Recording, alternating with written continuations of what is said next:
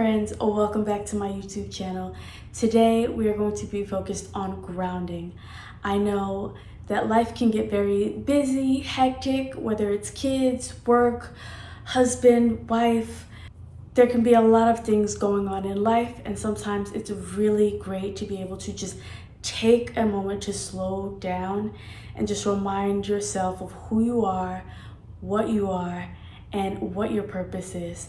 It's always good to just tune in with self. If you can't do it daily, I always suggest at least once a week, just taking a moment to ground yourself back into your present moment, reality, what you can control in that very moment, so that you are not running around super overwhelmed and in such a high yang state of energy, which is pretty much most of our daily lives. If you have a job or people to take care of, or just you're super busy with whatever tasks that you have throughout the day, that is a yang state.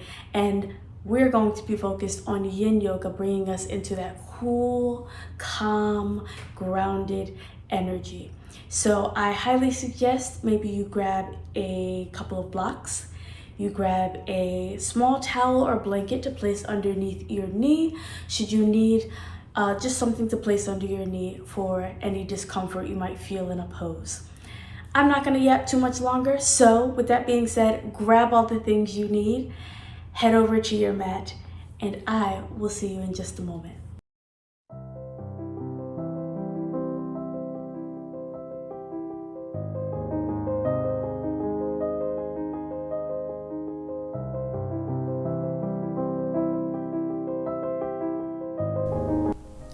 Hey friends, we're going to jump right in by coming into Malasana today.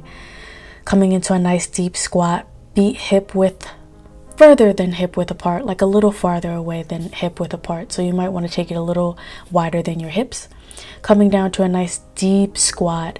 Your toes are at a 45-degree angle, so that means think of your toes as pointing in the direction of the front corners of your mat. This can be a little intense, especially if this is not a pose that you come into often. So you're always welcome to place a block underneath your buttocks if you need to, just for a little bit of support. Find a level that you need for the block and just use that. And remember to breathe here. I'm using my elbows to really focus on keeping the knees in an out position and not trying to fall forward towards the mat. Shoulders away from the ears, trying to keep a nice long spine. If you find that you are rounding the spine or you just aren't able to hold this pose, once again, just grab your block, find a level that serves you, and use that block for support so that you can have a more sturdy approach to your squat.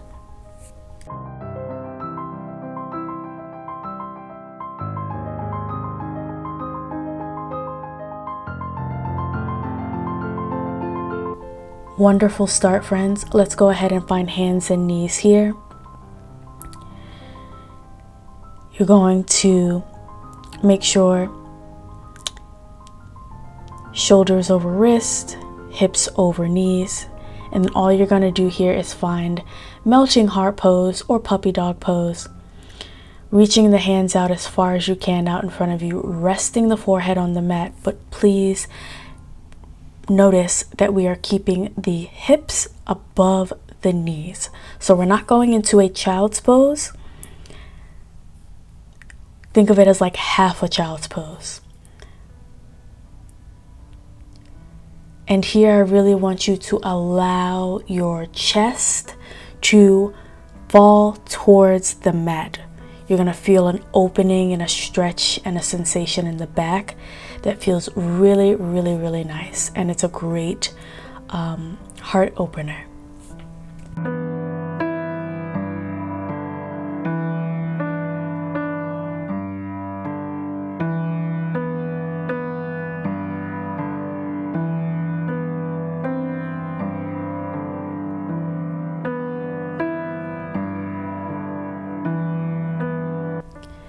It's totally optional if you'd like to add a prayer pose while we're in melting heart, you are welcome to do so. All you're going to do is just bring your hands to the prayer position, and your thumbs will be sending energy towards the back of the room, so behind you. This is just going to add a deeper sensation and stretch in your shoulders.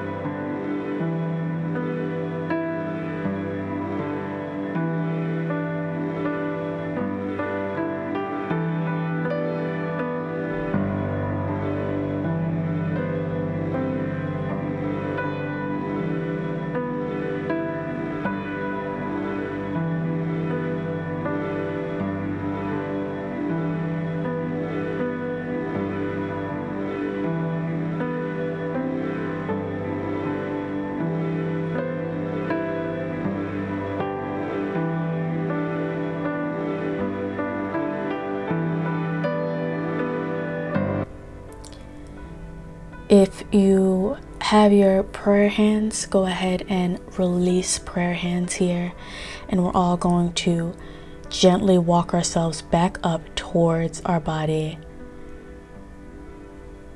That felt really, really nice. And what we're going to do next is meet on our bellies here. Take your time. And from here, we're going to find a nice seal pose. So that's placing the hands out in front of you. Chest is up off of the mat and open. Think of your pelvis as going into the mat. And I know this is easier said than done, but while we're holding seal pose, I want you to do your best to try not to clench or tighten your glutes, your hamstrings, your quads. Fine, even if you have to shake your legs out a little bit or just rock from side to side to loosen up any tension. Try and relax that lower half of the body. Now, of course, if you're feeling any kind of sharp pain or shooting pain in the low back, that means you should be bringing your hands farther away from you. So that means your chest will be lower and closer towards the mat, but that's okay. Your arms do not have to be completely straight. There can be a soft bend in the elbows, but we're really going for that sensation of just opening up the chest, feeling that sensation in the low back. Back bends can be really, really nice and important movement for our spine.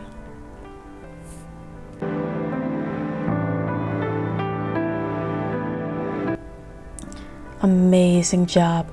Go ahead and just take a quick little rest out of the pose on your forearms or on your hands. Take your time moving in to a nice and secure low lunge here. So I'm taking my small little towel underneath my left knee because we are going to take our right foot in between our hands to start. So set yourself up for all things you need. If you're going to grab your blocks like you see me doing, by all means do so, and set yourself up.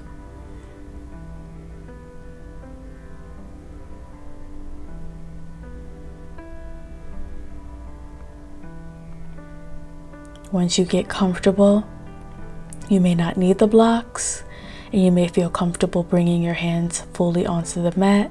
Find whatever you need to do and just maintain and hold your pose.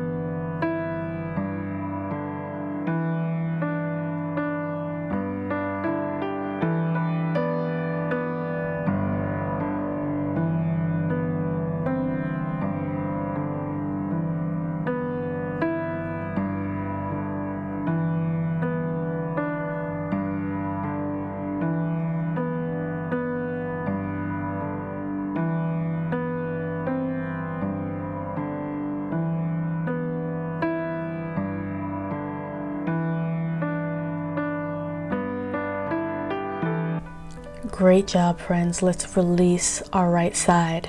Go ahead and switch your towel or blanket to the opposite knee, and we are going to pull the left foot through. And if you need to shake it out, or get your hips together, or just take a moment to take a deep breath before you go into the left side, by all means, take your time. I'm going to leave you here to sort out your left side. And remember, once you feel good, hold the pose as best you can. Try and find stillness.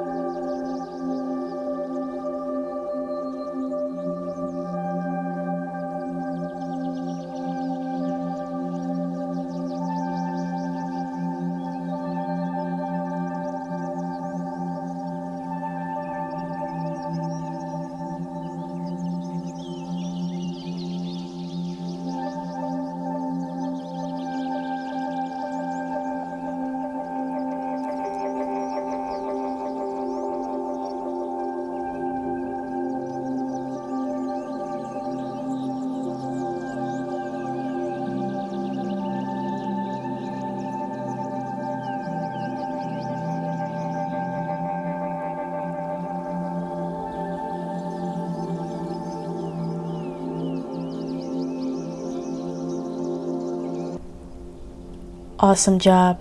Let's come out of that left side. Give yourself whatever you need here, whether it's a deep breath, whether it's a little bit of undulation, just to shake out the hips a bit. And then we're going to remove our towel or blanket, whatever you've been using. We're going to find a comfortable seat, sitting up nice and tall for reverse prayer arms. So we've already done prayer in our melting heart pose earlier, but now we are going to try and find a prayer pose behind our back. So that means your fingers will be facing the ceiling, palms together. Now, if this is not feasible for you, I don't want you to fight and fidget the entire time. A really happy medium here is grabbing your opposite elbow behind you. So that means the right hand will be grabbing the left elbow, and the left hand will be grabbing the right elbow. And even if you can't reach your elbows, maybe you go as far up your forearm as you can. As long as you are feeling that opening in the shoulder and in the chest, you will feel a deep stretch in your shoulders. So it's okay if your hands cannot come into a reverse prayer perfectly behind your back. I don't want you to struggle trying to find it. You can work your way up to it by just working on opening up that area of the body by giving the modification I shared.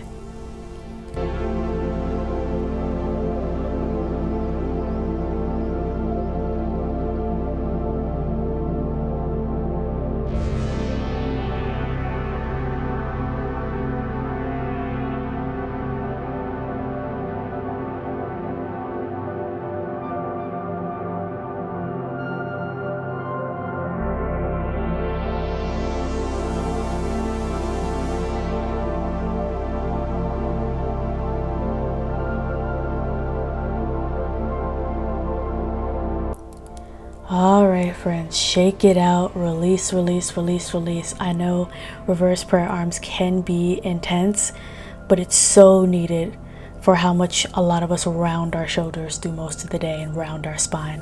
Let's come to our backs, pulling the knees into the chest for a moment. Big deep breath here. And we're just finding a reclined version here of child's pose. So find your sense of security, your sense of calm, and just hug those knees toward you. You're welcome to add a slight rock from side to side if you'd like. Totally optional. I like to close my eyes here and really just focus on the rise and fall of my inhale and my exhale.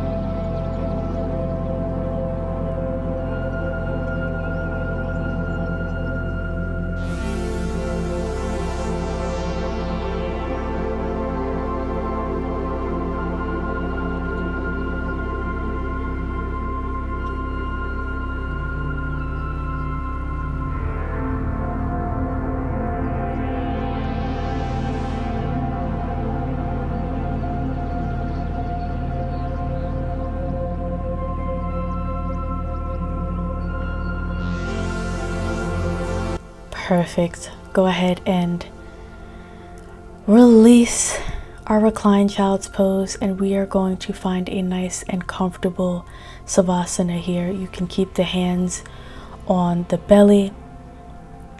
You can place the right hand on the belly, left hand on the heart,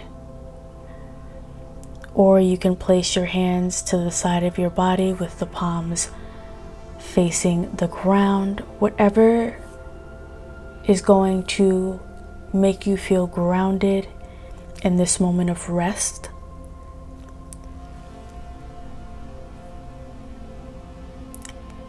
Feet are relaxed. Shoulders are away from the ears. If there are thoughts that are passing by in your mind or any distractions, that's totally normal. I think the big reminder here is just to come back. Remind yourself to come back to the breath, the present moment, your present reality, the sensations you're feeling, your surroundings, sounds that you might hear. Just come back. It's okay for the mind to wander.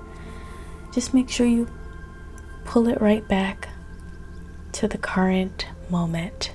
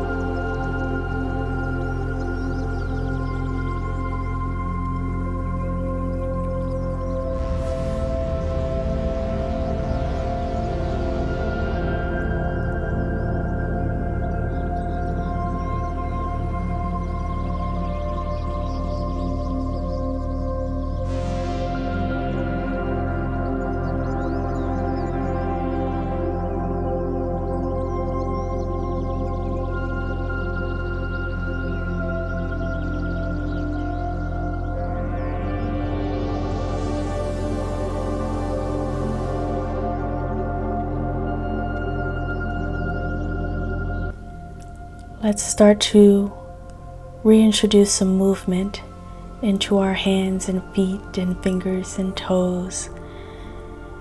Give yourself any type of stretch that you need before we roll onto one side and come to a seated position. Take your time, there is no rush. Once again, if you need to pause the video because you need some extra time for something, do that. To end, we're going to breathe together. Scoop up, a big inhale, seal all of this amazing energy. Exhale, heart center. Scoop up all of this grounded energy you've created for yourself. Exhale what you no longer need. And last inhale, bring all of this energy to the top. Exhale, heart center. I thank you for joining me in this grounding Yin Yoga flow. Be well, take care of yourselves, and I'll see you on the next video.